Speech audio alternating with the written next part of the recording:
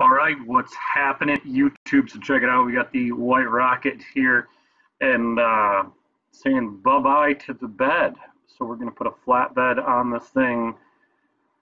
I didn't bring the GoPro, so I forgot. Well, yeah, I forgot it, didn't bring it, whatever, to get the actual video of this. But pretty basic. You pull all 8 bolts out. We ended up, it's got a body lift on it, so we ended up just torching out some of the brackets and stuff just because it was faster. So that's the pick of the body ready to get pulled off. Let's see where we go from here. Oh, that's my cousin. We're doing this at Chad's house. He's my cousin, and he's got all the cool tools. So there's the bed going off. So what we're going to do, I'm going to pull the hitch off, remount the hitch, basically centered in the frame, and build a nice, here's what I'm going to have the, is this it? No, it's on Pinterest. This truck over here to the left of the screen, I can't make the picture any bigger, I don't know why, but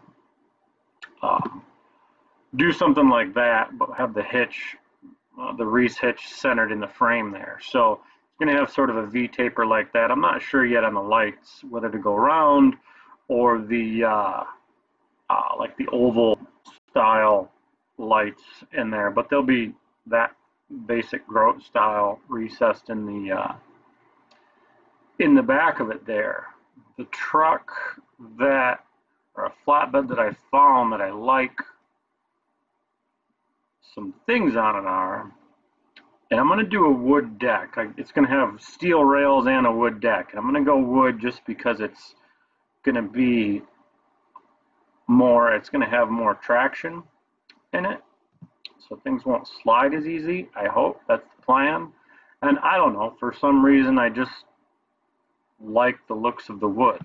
So we're going to do like a wood deck.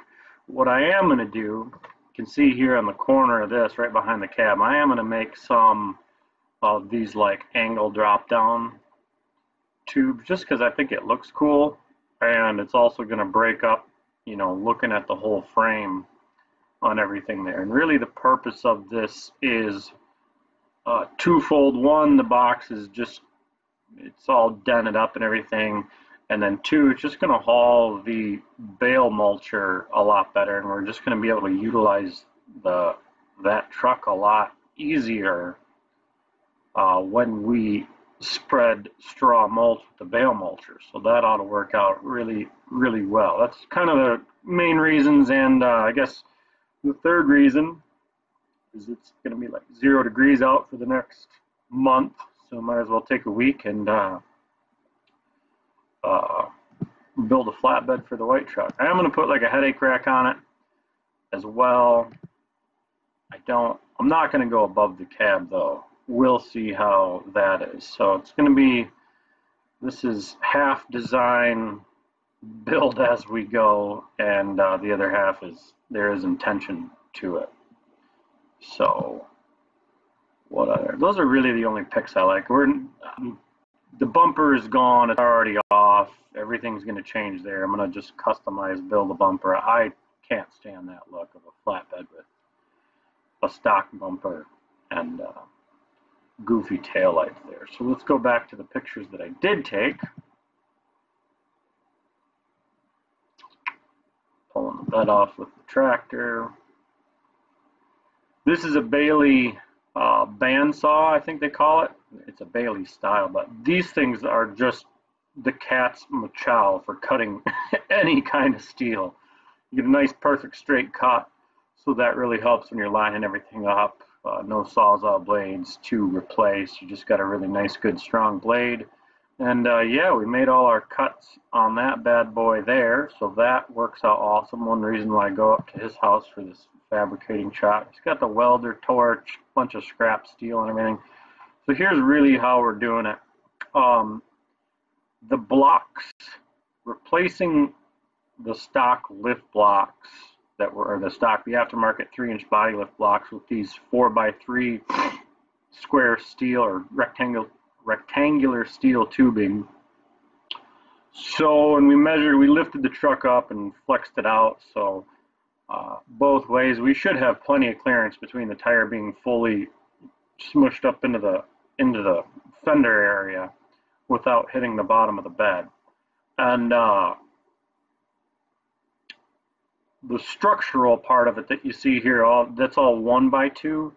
I think I got 14 gauge. And here, when I first started building this or designing this thing, the bed was going to be like 600 pounds. I was using huge steel, and I really wanted to focus on making this thing as light as possible, just to keep it light so the truck isn't weighed down, and it doesn't need to be that strong. Like, the most we're really going to put on here is probably a total of 1,500 pounds, maybe 2,000 pounds if we really stack the truck up a lot with hay. And we're not like going down the road with it. It's only for probably a half an hour it's going to have that much weight on it. So it doesn't need to be this big, heavy, overbuilt thing. And I do always have a tendency to over-engineer and use way bigger, thicker steel than whatever is really needed. So I chose this 1x2.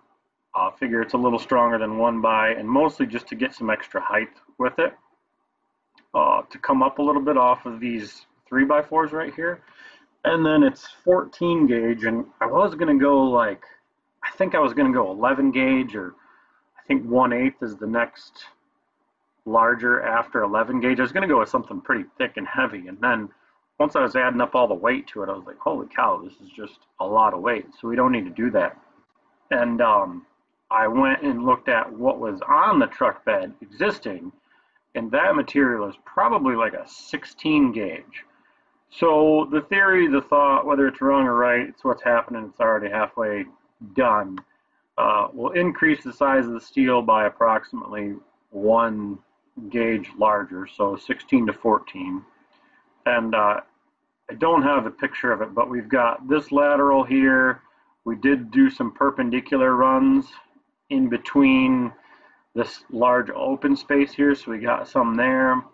And then along the edge of it, I'm going to do 1x3, where the 1 inch will come above what you see here, so that when we put 1x6 decking in, the 1x6 decking will lay, flush with the top of the 1x3 that's going alongside here. And then this stringer here in the, well, you can barely see, but there's 3 stringers that run parallel with the truck on top here. Those are laid down and welded in.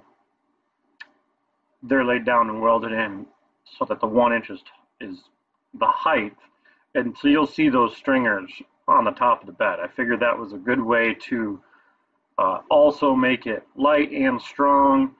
And I think the metal stringers in there will give it some cool character. We'll see how it looks when it's all said and done. As far as the gas, the fuel fill nozzle goes, we're going to fab up that side and figure out what to do with that to make it work. I have a feeling I'll just eliminate this whole old hose, maybe even get a new fuel cap, filler neck, put that in there. We're going to do something. Make sure it's on the side. I don't want it on the top because it'll get full of crap for sure. So that's really kind of the theory behind all this. It is a design build. Again, this isn't, a big part of this is, yes, it's to be more practical for the straw bale mulcher for sure, but it's also, like I said, something to do that's fun and creative and hands-on work while we're in the frigid winter here, and there's just, the frost is going to be insane because we don't have any snow right now, and well, we've got very little, but man, that frost is going to be thick. So what else? I think that's about it on how that's going to work. See if I can get out of this. Yeah, that's it. So white truck's getting a flatbed. Let me know what you think about this.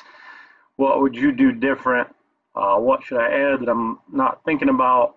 And yeah, leave a comment below. So that's what we're working on the next week. I will make sure to bring the video camera with me, and we'll actually get some video of it, of me welding. I am not, I can weld, let's just put it that way, but I'm a lot better operator than I am a welder, but it's all good, it's all fun. So, all right, guys, thanks for watching. Take care, like, share, subscribe, all that fun stuff. Appreciate you, and talk soon. See ya.